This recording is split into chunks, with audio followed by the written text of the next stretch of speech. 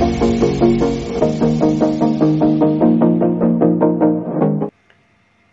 सभी को मेरा सादर नमन। मैं रूशी गज़ाल यूपीएस कुसुम्बी नवाबगंज उन्नाव से आज पर्यावरण की पाठ योजना लेके आई हूँ। यह इसका जो है पाठ 9 है और इसका शीर्षक है पर्यावरणीय प्रदूषण कारण एवं प्रभाव। प्रकरण इस प्रकार है। सामान्य उद्देश्य में छात्र पर्यावरण को समझेंगे। पर्यावरण शिक्षा द्वारा छात्रों में राष्ट्र प्रेम और अंतर्राष्ट्रीय भावना उत्पन्न किया जा सकता है। छात्र पर्यावरण की समस्याएं जानेंगे और उन्हें दूर करने के प्रयास करेंगे। विशिष्ट उद्देश्य में छात्र जल प्रदूषण, उनके कारण, उनसे बीमारियां एवं बचाव के उपाय जानेंगे। छात्र वायु प्रदूषण, उनके कारण एवं उनसे बचाव व नियंत्रण के उपाय जानेंगे। छात्र मिट्टी या मृदा प्रदूषण, उनके कारण एवं प्रभाव नियंत्रण के उपाय जानेंगे। छात्र ध्वनि प्रदूषण, उनके कारण एवं उनके बचाव व नियंत्रण के उपाय जानेंगे। पाठ में आवश्यक शिक्षक सामग्री इस प्रकार है। समान सामग्री श्यामपट्ट, चौक और डस्टर। विशेष सामग्री में फ्लैश कार्ड और दीक्षा ऐप।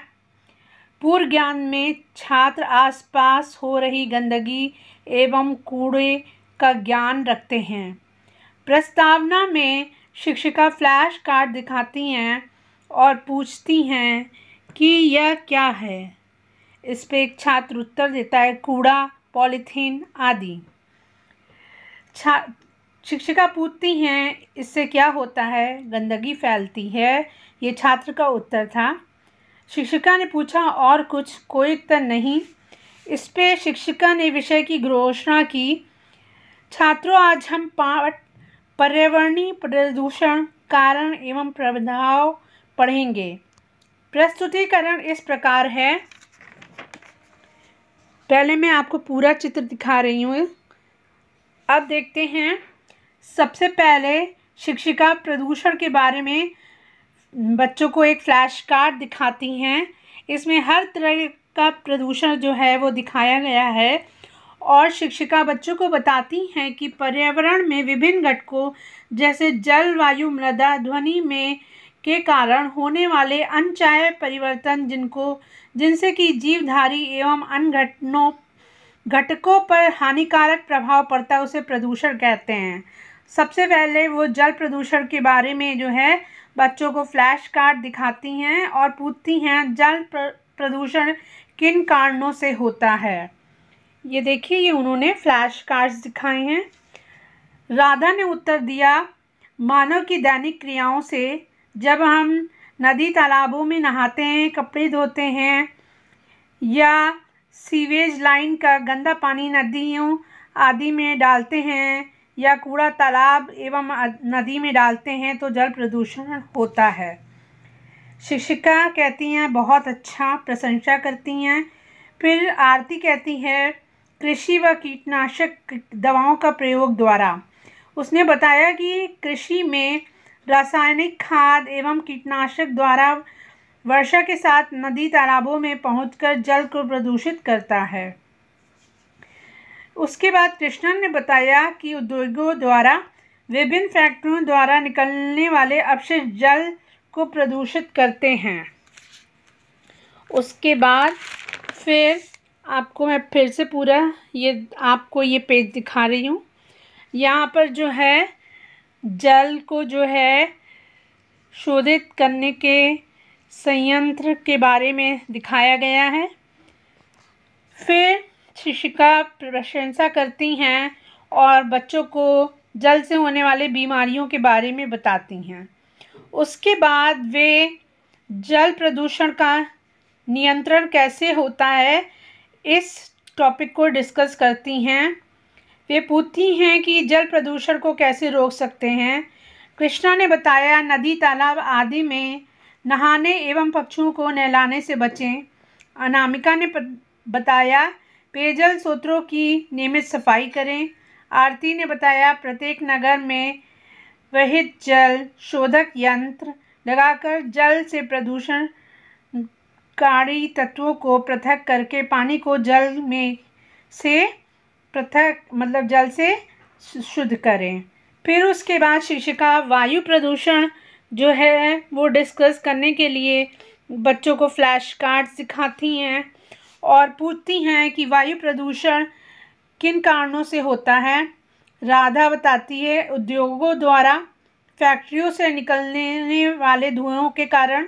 अंकित बोलता है वाहनों से निकलने वाले धुआं प्रदूषण उत्पन्न करते हैं। शिक्षिका प्रशंसा करती हैं।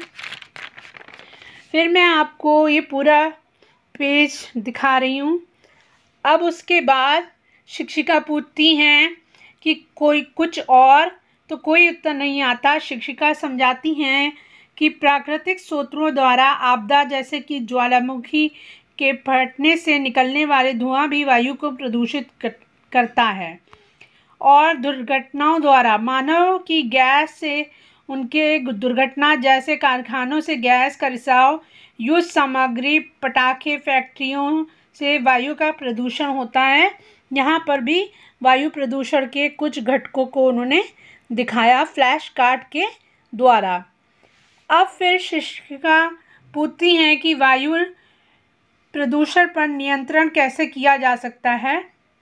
इसमें वो समझाती हैं बच्चों को कि वाहनों को नियमित सर्विसिंग कराएं, अधिक से अधिक पौधारोपण करें, वाहनों का यथासंभव सीएनजी गैस का प्रयोग करें, ईंट भट्टों उद्योगों को शहर से दूर स्थापित करें, चिमनियों को ऊंचा करें व उसमें धूम अवक्षेपक यंत्र लगाएं, कूड़ा करकट व फसलों के डंठल आदि को ना जलाएं बल्कि इसको किसी गड्ढे में डालें और खाद तैयार करें। इसके बाद शिक्षिका ध्वनि प्रदूषण के लिए बच्चों को फ्लैश कार्ड दिखाती हैं और पूछती हैं कि ध्वनि प्रदूषण कैसे होता है। कोई तो नहीं आता है। शिक्षिका कहती हैं कि आपने अनुभव किया होगा कि जो है कभी विवाह जुलूस आदि में जो है लोग जब तेज़ ध्वनि से डीजे आदि बजाते हैं तो हमारे कानों में एक अजीब ढंग का अभ्यास होता है। यह ध्वनि हमें हमारे मस्तिष्क को अच्छी नहीं लगती है। इसे हम ध्वनि प्रदूषण कहते हैं और इसके फैलने के कारण जो है निम्नलिखित हैं। तो जब उन्होंने और भी फ्लैश कार्ड दिखाए, बच्चों को अब समझ में आया तो उन्होंने बताया कि राम ने बताया वाहनों द्वारा जैसे ट्रेन, कार, एरोप्लेन आदि से जो है ध्वनि प्रदूषण होता है। आरती ने बताया टीवी, रेडियो, डीजे, माइक आदि से ध्वनि प्रदूषण होता है। संध्या ने बताया कि फैक्ट्रियों में प्रयोग की जाने वाली मशीनों, सायरन, जनरेटर आदि द्वारा जो है वो ध्वनि प्रदूषण होता है। सुनैना ने बताया कि पटाखों की तीव्र आवाज़ द्वारा ध्वनि प्रदूषण होता है। कृष्णा ने बताया कि प्राकृतिक क्रियाएं जैसे बिजली कड़कना, ज्वालामुखी का विस्फोट आदि से ध्वनि प्रदूषण होता है। शिक्षिका प्रशंसा करती हैं और वो ध्वनि प्रदूषण के प्रभाव के बारे में अब बच्चों से डिस्कस करने जा रही हैं। वे बताती हैं कि ध्वनि प्रदूषण के निम्नलिखित प्रभाव हैं। पहला जो है आंशिक या पूर्ण बहरापन होना, मानसिक तनाव, सिरदर्द, चिड़चिड़ापन या अनिद्रा की समस्या होना, अधिक शोर में रहने वाले व्यक्तियों में रक्तचाप के बढ़ने व दिल का दौरा पड़ने की संभावना बढ़ जाती है। अधिक शोर के कारण पशु पक्षियों में भी उनका आवाज़ जो है वो छिन जाता है। यहाँ पर उन्होंने उसके प्रभावों के लिए जो है वो फ्लैश कार्ड दिखाए। उसके बाद ध्वनि प्रदूषण पर कैसे नियंत्रण करते हैं, इस पे शिक्षिका ने प्रश्न पूछा कि ध्वनि प्रदूषण में नियंत्रण के उपाय बताएं। बच्चों ने बताया कि उद्योगों को शहर से दूर स्थापित करना चाहिए, पुरानी मशीनों को समय समय पर बदल कर ध्वनि प्रदूषण को कम करना चाहिए। फिर शिक्षिका ने पूछा कुछ और। राधा ने बताया रेडियो, टीवी आदि का कम प्रयोग करें। शिक्षिका बहुत अच्छे फिर उसके बाद साक्षी ने बताया कि वाहनों में तीव्र ध्वनि वाले हॉर्न का प्रयोग कम करें। फिर अंकित ने बताया कि ऐसे उपकरणों का प्रयोग को जिसमें ध्वनि प्रदूषण कम हो, उन उपकरणों का प्रयोग ज़्यादा करें। अब शिक्षिका मृदा प्रदूषण पर आती हैं। उसके लिए वो निम्न फ्लैश कार्ड बच्चों को दिखाती हैं और पूछती हैं कि मृदा प्रदूषण किस कारण से होता है। कोई उत्तर नहीं आता है। वे बताती हैं कि प्राकृतिक व मानव जाति कारणों से जब मृदा की गुणवत्ता कम होती है तो उसे मृदा प्रदूषण कहते हैं और उनके कारण फिर बच्चों को समझ में आ जाते हैं। और वे बताते हैं कि सुनैना ने बताया जैसे घरेलू और औद्योगिक अपशिष्ट द्वारा घरेलू तथा औद्योगिक स्थानों से निकलने वाले अपशिष्ट पदार्थ जैसे प्लास्टिक, तांबा, पारा व गंदा जल। अब फिर मैं आपको पूरा पेज का एक बार जो है व्यू दिखा रही हूँ। फिर उसके बाद जो है अनूप ने बताया कि वनों के विनाश से जब वन पर्यावरण को शुद्ध रखते हैं और साथ ही साथ मृदा का जो है अपरदन को भी रोकते हैं। वनों की कटाई से जीव जंतुओं की कमी व मृदा का जो है उसमें समस्याएं पैदा होती हैं।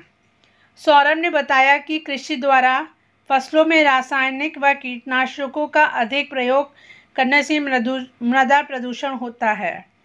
शिक्षिका पूछती हैं और कुछ।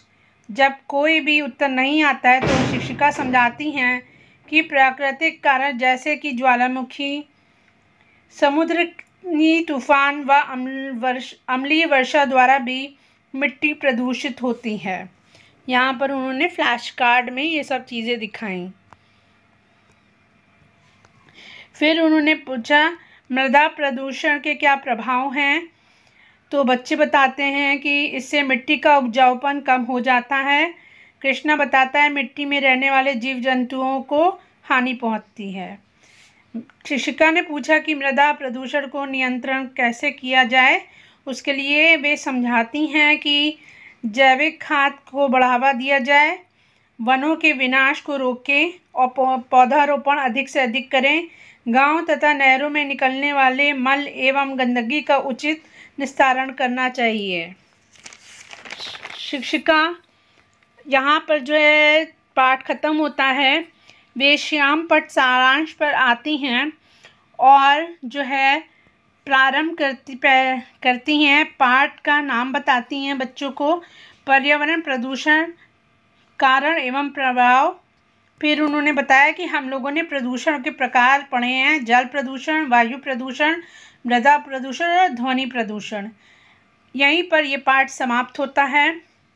फिर वे आकलन हेतु बोध प्रश्न पूछती हैं, जैसे कि जल प्रदूषण किसे कहते हैं, मृदा प्रदूषण के कारण क्या हैं, मृदा प्रदूषण को कैसे रोक सकते हैं, जल प्रदूषण से होने वाले रोगों के नाम बताएं।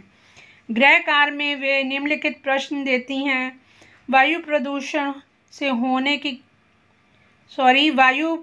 होने के कारण बताएं, वायु प्रदूषण के बचाव बताएं, जल प्रदूषण किसे कहते हैं, जल प्रदूषण को कैसे रोका जा सकता है। प्रोजेक्ट काल में शिक्षिका कहती हैं कि गांव में हर प्रकार के प्रदूषण के बारे में देखें, उनके कारणों को लिखें और बचने के उपाय को भी लिखें। यहीं पर ये पाठ जो है समाप्त हुआ। धन्यवाद।